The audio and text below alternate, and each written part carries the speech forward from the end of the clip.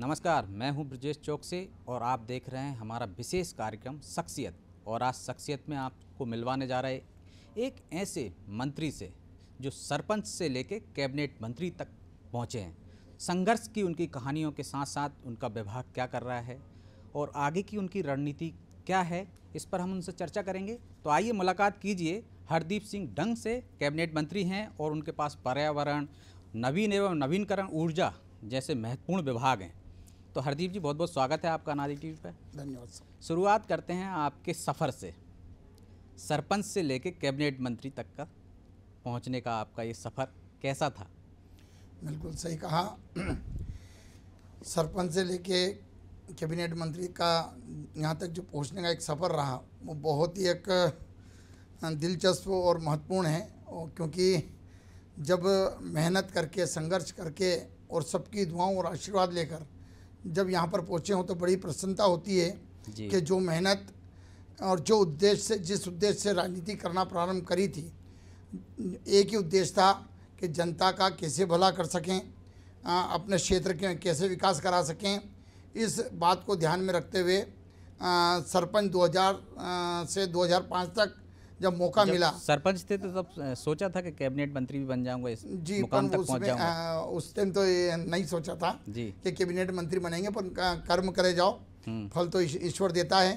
और उसी प्रकार से सरपंच में अच्छे काम करे, मध्य प्रदेश का बेस्ट सरपंच रहने के साथ फिर जिला पंचायत, फिर सभी के आशीर्वाद से, जनता के आशीर्वाद से 2 बार उधर विधायक, फिर इधर भारतीय जनता पार्टी आने के बाद सभी का आशीर्वाद, ये तीसरी बार विधायक बनने के बाद जो कैबिनेट मंत्री का जो दर्जा मिला है, ये मैं इसका पूरा श्रेय वहाँ की जनता को और वहाँ के कार्यकर्ताओं को देता हूँ, जिसने पूरा प्यार हर वर्ग ने जो दिया है। जब 2 बार जनता उधर आपको समर्थन दे रही थी, फिर इधर आने की क्या जरूरत थी? नहीं, बिल्कुल सही बात है। उधर क्योंकि जनता एक विश्वास पे वोट देती है जी, और और जिस विश्वास पर उन्होंने वोट दिया, तो मेरा मानना है कि उस पर लगातार जो कहीं ना कहीं सिंचाई योजना एक हमारे यहाँ पर, मैं शिवराज सिंह जी चौहान साहब को इसलिए भी धन्यवाद दूंगा कि जब मैं कांग्रेस में था तब भी उन्होंने सुहात्रा शामगढ़ 1650 करोड़ की सिंचाई योजना उन्होंने स्वीकृत करी।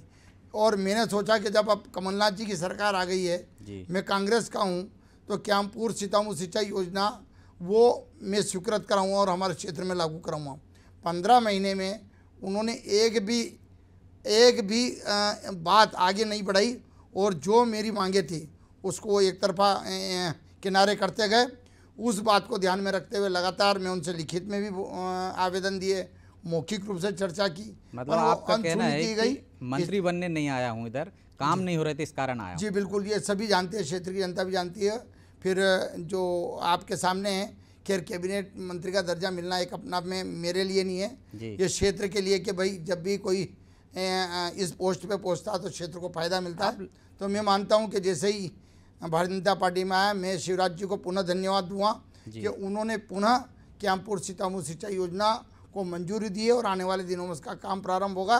तो ये जो मेरा सपना था वो पूरा। लंबे समय से आप कांग्रेस में रहे, कमलनाथ सरकार थी, 15 माह की सरकार भी देखी आपने, और इसके बाद अब भाजपा में है। क्या अंतर दिखता है दोनों दलों में और दोनों की सरकारों में? नहीं, बिल्कुल सही बात है कि उनको टाइम नहीं था, कमलनाथ जी को बात करने का टाइम नहीं था। और वो सभी विधायक को जो अभी भी हैं कांग्रेस में, उनसे पूछना कि मेरे पास 24 घंटे 25 घंटे नहीं है। और उनकी एक जो लगातार एक शैली थी कि चलो चलो, जब भी कोई मिलता था, कोई बात करते थे तो उनको टाइम कि चलो हो गया काम, मतलब सुनने को जो तैयार नहीं थे। और ये लगातार लिखित में भी दिया था, मौखिक रूप से कई बार चर्चा करी। और उनके जो यहाँ वहाँ पर स्टाफ में थे वो जानते थे कि हरदीप वास्तव में लगातार मिलने की कोशिश कर रहा है, और वो समय नहीं दे पाए, काम भी नहीं कर पाए जो मैंने बोले। तो कहीं ना कहीं ये स्टेप उठाकर आज जो आया हूँ तो ये सभी के सामने है। इस सरकार में ऐसा माहौल नहीं है? यहाँ पर शिवराज सिंह जी चौहान साहब लगातार एक विधायक से बात सुनते हैं, उनकी बात रखते हैं। और मेरा मानना है कि उनको जो काम करते हुए देखा है अभी कोरोना जैसी महामारी में, जो लगातार उन्होंने काम करा है, जो रात भर जागे हैं, दिन को लगातार मीटिंग के लिए एक शहर, एक गांव पे जो उनकी नज़र रही है। और उसी का आज ये कारण है कि मध्य प्रदेश कोरोना जो समाप्ति की तरफ जो बढ़ा है, वो पूरे हिंदुस्तान में एक उदाहरण बना है। सरकार भी अच्छी है, आप भी पावरफुल हैं, कैबिनेट मंत्री का दर्जा है, फिर डंग साहब को ऐसी कौन सी मुसीबत आ जाती कि वो खेड़ा गांव में धरने पे बैठ जाते हैं? खेड़ा गांव में धरने पे तो वो धरना नहीं कहलाता है जी। धरना अलग चीज़ है। जब कोई भाई हमारे कार्यकर्ता या हमारी पब्लिक वहाँ पर बैठी है और उनके साथ बैठ के चर्चा करना, क्योंकि उसका मतलब अगर दूसरा निकालें, आज हमारी जनता अगर जमीन पे बैठी है, कार्यकर्ता तो आपने वहाँ कहा था कि अधिकारी नहीं सुन रहे हैं। नहीं, अधिकारी नहीं, अधिकारियों को तो उसी टाइम बुलाया, उसी टाइम काम हो गया, वो तो उसी टाइम पर उनके साथ बैठना ये मेरा फर्ज बनता है। मेरे क्षेत्र की जनता है, अगर जो जहाँ पर वो बैठेगी वहाँ पर मैं बैठूँगा। कोरोना में एक बार बात आई, लगातार एक बात आई, विपक्ष ने भी कहा कि बाकी के मंत्री गायब हैं, सिंधिया खेमे के मंत्री गायब हैं, भाजपा के अन्य मंत्री गायब हैं, सिर्फ शिवराज जी अकेले दिख रहे थे। ये मेरे को 2 प्रभार दिए थे जी, खरगोन और झाबुआ जी। तो खरगोन में वहाँ 9 विधानसभा है, मतलब 6 विधानसभा और 9 ब्लॉक हैं जी। वहाँ पर एक प्राथमिक स्वास्थ्य केंद्र, सामुदायिक स्वास्थ्य केंद्र, जिला हॉस्पिटल, सिविल हॉस्पिटल जितने भी थे, एक हॉस्पिटल पर जाकर हरदीप सिंह डंग वहाँ पर गया, वहाँ के मरीजों से मिले, वहाँ की पूरी क्राइसिस मैनेजमेंट की जो पूरी टीम थी उससे मीटिंग हुई, लगातार मीटिंगें ली, लगातार दौरे करे। झाबुआ में यहाँ पर 3 विधानसभा है, प्रत्येक विधानसभा मुख्यालय पर जाकर कार्यकर्ताओं की मीटिंग लेना, देखना। और जहाँ पर मेरे पास प्रभार था तो झाबुआ वो जगह है जो प्रथम 5 जिले जो सबसे पहले खुले हैं, उसमें मेरा झाबुआ जिला भी है। तो आज जो कंट्रोल है वहाँ की जनता और जो लगातार सक्रिय रहे, और मेरा मानना है कि जिस प्रकार से पूरे मध्य प्रदेश में भारतीय जनता पार्टी के वरिष्ठ नेता जो शिवराज सिंह जी चौहान साहब के साथ लगे रहे, आज जो कंट्रोल में है, एक वो नतीजा सामने है। और रही कांग्रेस की बात, तो कांग्रेस खाली बयानबाजी करके रह गई। वहाँ अगर एक भी किसी के पास जाती या कोई सहयोग करती तो शायद पब्लिक वो जानती है कि खाली वो बयानबाजी में रह गए। और वर्तमान के दौर में तो जिस प्रकार से वो बयान दे रहे हैं, चाहे वो दिग्विजय सिंह जी हो या कमलनाथ जी, अरे आप विपक्ष की भूमिका निभाएं, विपक्ष का रोल अदा करें, आप भारतीय जनता पार्टी पर अटैक करें, पर ऐसा ना हो कि जो विदेशी ताकतें हैं, जो आतंकवाद है, उनको आपके शब्दों से फायदा हो। तो कम से कम इस पर तो कंट्रोल करना चाहिए। लेकिन वो मौत पर सवाल उठाते हैं, वैक्सीनेशन पर सवाल उठाते हैं, फिर तो जवाब बनता है ना सरकार का। नहीं, बिल्कुल उठाना चाहिए, पर आपने करा क्या? आप भले वैक्सीनेशन के बारे में पूछो, वैक्सीनेशन आज रिकॉर्ड मध्य प्रदेश हिंदुस्तान में प्रथम नंबर पे रहता है वैक्सीनेशन में। और आप पहले कहते हैं कि वैक्सीनेशन की गलतफहमी आप पैदा करते हैं, गुमराह आप करते हैं, आप वैक्सीनेशन को गलत बताते हैं, कहते हैं भारतीय जनता पार्टी की वैक्सीन है, मोदी जी की वैक्सीन है। और जब वैक्सीन लगाने के लिए जनता आती है तो आप किंतु परंतु करते हैं। मतलब आप चीज भी आपकी, पुट भी आपकी, जनता अच्छी तरह जानती है कि किस तरह शिवराज सिंह जी और मोदी जी ने काम करा। मैं मोदी जी को धन्यवाद दूंगा कि पूरे हिंदुस्तान में निःशुल्क वैक्सीनेशन का काम जो कर रहे हैं, मोदी जी को बार बार पूरी जनता की तरफ से धन्यवाद। अगर कांग्रेस वाले अगर चाहते तो वो कहीं ना कहीं इसका सपोर्ट करते, और जहाँ पर गलतफहमी वहाँ पर अपील करना चाहिए कि वैक्सीनेशन कराए। आज सोचने वाली बात है कि वो एक भी बाहर नहीं निकल रहे हैं और पूरी भारतीय जनता पार्टी सड़क पर। कोरोना की बात चल रही, तो कोरोना में पहली बार लोगों को ऑक्सीजन का महत्व पता चला है। आपके पास पर्यावरण जैसा महत्वपूर्ण विभाग भी है, तो इस दिशा में क्या कर रहे हैं कि ऑक्सीजन की जो उपलब्धता हो एक तो वो, और शुद्ध वातावरण में ऑक्सीजन आए? बिल्कुल सही बात है कि अभी जो हमारी कोरोना महामारी को हमने जो नज़दीक से देखा है, उसमें ऑक्सीजन का क्या महत्व है जनता ने बहुत अच्छा तरह देखा है। क्योंकि ऑक्सीजन हमारे जीवन के लिए क्या है, एक ही निवेदन है पूरी सभी व्यक्तियों से, जनता से, कार्यकर्ताओं से, कि वृक्षारोपण का महत्व समझें।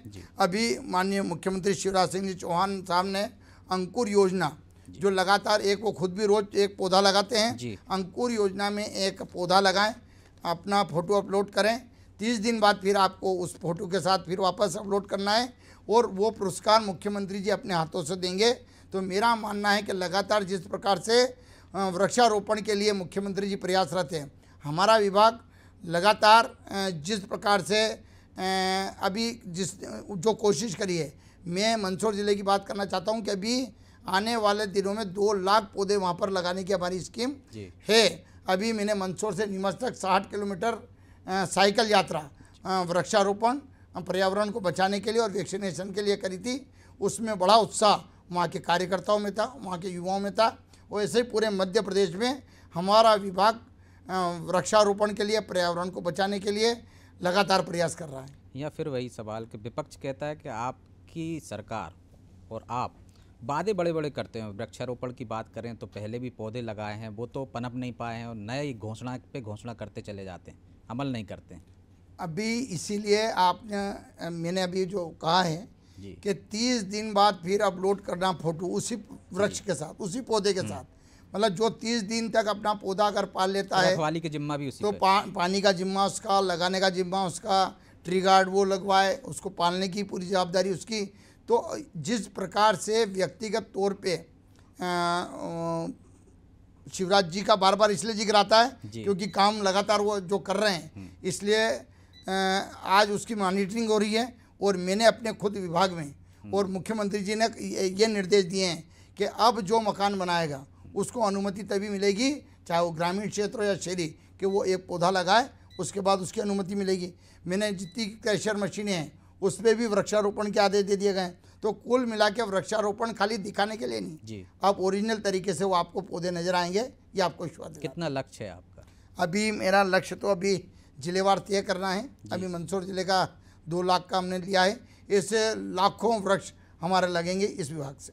दूसरा महत्वपूर्ण विभाग भी आपके पास, ऊर्जा नवीनीकरण नवीन, इसमें क्या कर रहे हैं आप आगे कि जिससे सोलर प्लांट की हम बात करें तो हमारा प्रदेश बहुत पिछड़ा हुआ है सोलर ऊर्जा में। नहीं, अभी सोलर की अगर बात करें तो हमें गर्व है कि रीवा प्लांट जो हमारा है वो हिंदुस्तान में एक सबसे बड़ा प्लांट खुला था। और आज मेट्रो को जो लाइटें जा रही है, जो ऊर्जा मिल रही है वो वहाँ से मिल रही है, जो दिल्ली की मेट्रो चलती है। तो आज लगातार जिस प्रकार से हमारा मध्य प्रदेश सोलर ऊर्जा में जिस प्रकार से काम कर रहा है, और अभी मेरे आने के बाद जो हमने स्कीम बनाई है शाजापुर, नीमच, आगर, अभी करीब 500 मेगावाट के वहाँ पर प्लांट की तैयारी हो चुकी है, उसके टेंडर भी निकल चुके हैं। और आने वाले दिनों में 2-3 महीने में आपको वहाँ पर काम ज़मीन पर दिखना प्रारंभ हो जाएगा। 1500 मेगावाट अपना में एक बहुत बड़ी बात होती है। ऐसे मुरैना, छतरपुर और ये इस तरफ भी हमारे बड़े बड़े प्लांट, छतरपुर में करीब 1500 मेगावाट का उसकी भी खुलने की हमारी पूरी तैयारी है। हमारे फ्लोटिंग सोलर प्लांट का भी ओंकारेश्वर में 600 मेगावाट जो नदी पे तैरता हुआ एक प्लांट, जो अभी हम हैदराबाद भी गए थे उसको देखा है। और आने वाले दिनों में जब वो आएगा तो मेरा मानना है कि दुनिया का सबसे बड़ा सोलर प्लांट ओंकारेश्वर 600 मेगावाट का फ्लोटिंग वाला हमारा पार्क होगा। लेकिन बार बार फिर वही बात उठती है कि जैसे सोलर प्लांट हमारा रीवा का है, निश्चित तौर पर बड़ा प्लांट है, लेकिन हम दिल्ली को सस्ती बिजली दे रहे हैं और ख़ुद को महंगी खरीदना पड़ रही है। नहीं, वो एग्रीमेंट जब खुला था जी, तो एग्रीमेंट जो होता है उसके तहत उसको दी जा रही है। और एग्रीमेंट जब हो जाता है, और आज यहाँ मेरा मानना है कि फिर जिस प्रकार के आज हमारी समीक्षा जो बिजली पे हुई है, इसमें महत्वपूर्ण पॉइंट जो निकल के आए हैं कि और किस प्रकार से जनता को सुविधा विद्युत विभाग की तरफ से दी जाए। एक कमेटी भी उसका गठन हो रहा है जिससे सस्ती बिजली किसानों को मिल सके। और हमारी एक सबसे बड़ी स्कीम एक आने वाली कुसुम सी, जिससे हम करीब उस किसान को दिन मतलब रात में वो जो पाणत करता था, मतलब जो सिंचाई करता था, वो हमारी स्कीम ये है कि दिन में उसको लाइटें फ्री मिले। 3,75,000 का उसका एक किसान को लगेंगे, जो खर्च आता है वो लगता है। उसमें से 3,75 में से मात्र 75,000 किसान का लगेगा। बाकी केंद्र सरकार, राज्य सरकार और वेंडर उसमें अपने मिलाएंगे, जिससे 75,000 में उसको लाइटों का उपयोग कर सकेगा। और ज़्यादा अधिक हुई तो वो अपने को एमपीपी को भी बेचकर अपनी इनकम भी कर सकेगा। जिस तरह से हम देख रहे हैं किसानों के लिए निश्चित तौर पर शिवराज जी एक के बाद एक योजनाएं लाते हैं, लेकिन बाकी का उपभोक्ता भी जो है, जो महंगी बिजली खरीद रहा है, उसमें सोलर प्लांट महत्वपूर्ण रोल निभा सकते हैं। तो उसके लिए कोई ऐसी स्कीम नहीं है आपके पास कि जो बिजली सस्ती हो जाए और सोलर प्लांट से उपलब्ध होने लगे शहरों में, बड़े शहरों में खास? आने वाला भविष्य सब यही है। अभी रूफटॉप में हमारी सरकारी बिल्डिंगों पर सोलर प्लेटें लग चुकी है, प्राइवेट भी लगना प्रारंभ हो गई है, प्लांट भी खुलना प्रारंभ हो गए हैं। अब आने वाले दिनों में दिखेगा कि जिस प्रकार से भारत और मध्य प्रदेश का भविष्य सोलर पे टिका हुआ है, तो ये आप देखेंगे कि जैसे ही प्लांट जैसे ही बढ़ते जाएंगे तो एक तो रोजगारों को रोजगार मिलेगा जी, एक नए युवा यहाँ इसमें शामिल हो सकते हैं। उसके बाद सस्ती बिजली मध्य प्रदेश को मिलेगी, जिससे किसानों को भी सस्ती बिजली मिल पाएगी। तो आगे ऐसा प्लान है, मतलब कि जो बड़ी भवन है, जो व्यावसायिक भवन है, उन पर सोलर ऊर्जा लगाना अनिवार्य किया जाएगा? जी बिल्कुल, चल रहा है, पूरा प्लान चल रहा है और लगना प्रारंभ भी हो गए हैं। पर्यावरण की बात होती है तो पेड़ कटाई के, जैसे कि बिस्वा के जंगल की बात हो रही है कि वहाँ पे 2.5 लाख पेड़ काटे जाएंगे, तो एक आरोप ये भी लगता है पूरे देश में कि मध्य प्रदेश में इतनी बड़ी संख्या में पेड़ काटे जा रहे हैं। एक तरफ आप लगाने की बात करते हैं, दूसरी तरफ काटने की बात करते हैं। ये प्रश्न बहुत महत्वपूर्ण है, क्योंकि अभी बहुत वीडियो वायरल हो रहा है इस बात जी। का। वहाँ पर अभी हमारी मीटिंग हुई थी माननीय मुख्यमंत्री जी से, सब ने जब ये चर्चा की गई तो जहाँ पर वो खदान, हीरे की खदान है, वहाँ पर जो जंगल पूरा एक जहाँ पर इतने पौधे अभी जो जीवित मात्रा में नहीं है, वहाँ पर खदान को चिन्हित किया गया है। और जहाँ पर जैसे 2 लाख या 1.5 लाख की पौधों की बात की जा रही है, 10 लाख पौधे पहले लगाकर शिवराज सिंह जी चौहान जी ने आदेश दिया है कि 2 लाख की जगह 10 लाख पौधे वहाँ पर लगाए जाएंगे आसपास। उसके बाद वहाँ पर खदान को अनुमति दी जाएगी। तो ये काम प्रारंभ हो चुका है पौधे लगाने का। पहले पौधे लगाने का कार्य प्रारंभ किया जाएगा, उसके बाद अगला वो कदम उठाया जाएगा। अब सवाल आपकी विधानसभा क्षेत्र का, वहाँ पे क्या बेहतर करना चाहते हैं और क्या नई स्कीमें हैं आपकी आगे? बिल्कुल, बहुत अच्छी बात आपने पूछी है, क्योंकि राजनीतिक में जब से आया हूँ जी, एक ही सपना है कि किसानों के लिए वहाँ पर जितना हो सके उतने अच्छे काम करें। और आने वाले दिनों में 1-1.5 साल में शामगढ़ सोहतरा सिंचाई योजना हमारी प्रारंभ हो जाएगी, लगातार उस पर कार्य प्रकृति पर है। दूसरा, क्यामपुर सीतामऊ लगातार जो मांग कर रहे थे वो भी स्वीकृत हो चुकी है। उसके जैसे ही बजट की सहूलियत हो जाएगी, वो जब काम प्रारंभ होगा और प्रत्येक किसान के खेत पर जिस दिन पानी पहुंचेगा, वो मैं समझूँगा कि मेरी राजनीति सफल हो चुकी है। एक तो वहाँ पर ज़रूरी है कि वहाँ पर पानी पहुँचे, ये मैं लगातार कोशिश कर रहा हूँ। ऐसे 2-4 जो डैम है, सेदरा करनाली डैम है और दूसरे डैम है खंडेरिया मारू डैम है, हम कोशिश कर रहे हैं वो भी हमारे बने। उसके बाद लगातार जैसे विकास खंड की बात आती है, सड़कों की बात आती है, ज़्यादातर जो विकास के काम हैं मेरी विधानसभा में मैं पिछले विगत 7 सालों में करा चुका हूँ। चाहे वो कॉलेज की बात हो, तहसील की बात हो, सड़कों की बात हो, अन्य और जो हमारे खेत सड़कों की बात हो, वहाँ पर रिकॉर्ड तोड़ काम कराएं। और कुछ जो काम रह गए हैं, और मैं चाहता हूँ कि कोरोना में जिस प्रकार से सुनते थे कि आज वो चला गया, ज़िंदगी का कोई भरोसा नहीं है। जब तक रहें अच्छा काम करें, जनता की सेवा करें और अपने क्षेत्र को विकास के रास्ते पर मध्य प्रदेश को ले जाएं, यही मन में विश्वास है। जो 15 माह तो आपके वैसे ही चले गए कि चलो चलो में आपने कहा कि चले गए, 15 माह आपके यूँ खराब हो गए। बाद में कोरोना की वजह से आप जो करना चाहते होंगे विभाग में या क्षेत्र में या प्रदेश के लोगों के लिए, शायद वो नहीं कर पाए। अब आपके पास समय बहुत कम बचा है, इसके बाद आपको विधानसभा चुनाव में जाना है, तो जनता जवाब मांगेगी कि आप वहाँ से यहाँ आए थे तो क्या किया? बहुत महत्वपूर्ण सवाल आपने पूछा है, क्योंकि कोरोना था, ऐसा हो गया था, वैसा हो गया था, वो अपनी जगह है जी। जनता को काम चाहिए। और मेरी भी यही इच्छा है कि चुनाव में जाने के पहले जो वादे जनता से, जो किसानों से मुख्यमंत्री जी और मैंने जो किए हैं, वो किसी भी हालत में वहाँ पर पूरे हों।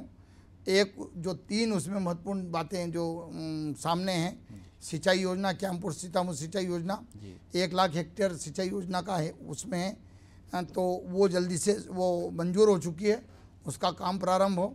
दूसरा एक डैम है, सेदरा करनाली और वो डैम है, वो भी मंजूर हो चुके हैं, बजट में आ चुके हैं, काम प्रारंभ होना बाकी है। और तीसरा जो महत्वपूर्ण हमारे एक और मेरा सपना है कि वहाँ पर किसान किसी भी हालत में जो मजबूती बात होती है, चाहे अभी जैसे कहा था कि भाई हम कर्जे माफ़ कर देंगे, तो जिस प्रकार से कर्जा माफ़ नहीं हुआ और उनका जो ब्याज लगा है, माननीय मुख्यमंत्री जी की घोषणा है कि ब्याज की गठरी में उतारूँगा, ब्याज इसका हम भरेंगे। तो चुनाव में जाने के पहले ये सही बात है कि चैलेंज है कि वो ब्याज सरकार को माफ़ करने की जो घोषणा है उसको पूरा करना चाहिए। और मेरी भी यही मांग है, लगातार मैंने मुख्यमंत्री जी से लिखित में भी दिया है, मौखिक भी बोला है, और मुझे विश्वास है कि जो शिवराज जी बोलते हैं वो करके दिखाते हैं। तो ये 3 काम महत्वपूर्ण है, हो जाएंगे तो मजबूती से क्षेत्र में डटे हैं और डटे रहेंगे। जब सीएम से 1 to 1 चर्चा चल रही है, आजकल मंत्रियों की चाय पे चर्चा चल रही है, तो आपने लोगों की नब्ज समझते हैं, आप क्षेत्र में जाते हैं, तो जो नाराज़गी है उसकी तरफ इंगित नहीं किया कि जो कमियां हैं, महंगाई इतनी बढ़ रही है, पेट्रोल डीजल पे हम कुछ कम करें। कांग्रेस सरकार ने 5 रुपये का वादा किया था कम करने का, आए तो बढ़ा दिया।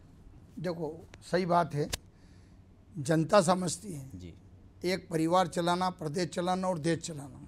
एक पिता होता तो अपना परिवार कैसे चलाता है, एक मुखिया प्रदेश का है वो कैसे प्रदेश को चलाना है और देश को कैसे चलाना है। मैं जनता को धन्यवाद दूंगा कि मोदी जी भले कितने ही मजबूत निर्णय लेते हैं, पर जनता जानती है कि हमारा नेता न तो कोई भ्रष्टाचार करता न करने देता है। आज अगर कोई महंगाई बढ़ी भी है तो उसके पीछे क्या रीज़न है। आज कोरोना जैसी महामारी में अगर कोई टैक्स बढ़ भी जाता है तो आज निःशुल्क वैक्सीन लगाने का उन्होंने पूरा जो वादा किया था जनता से, क्या अभी कोरोना के टाइम पे आज निःशुल्क वैक्सीन लगाई जा रही है। आज अगर पेट्रोल डीजल में रेट थोड़े बढ़े हैं वो भी कंट्रोल होंगे, पर आज जिस प्रकार से ऐसी स्थिति में लगातार किसानों के खाते में राशि डाली जा रही है, उनको जो सब्सिडी वो दी जा रही है, वैक्सीन लगा जा रही है, कोरोना का निःशुल्क इलाज किया जा रहा है, आयुष्मान कार्ड में मरीजों का इलाज हो रहा है, खाद्यान्न उनको फ्री में दिया जा रहा है, निःशुल्क दिया जा रहा है, दिवाली तक का घोषणा है। तो ये कुछ कठिन कदम उठाने पड़ते हैं।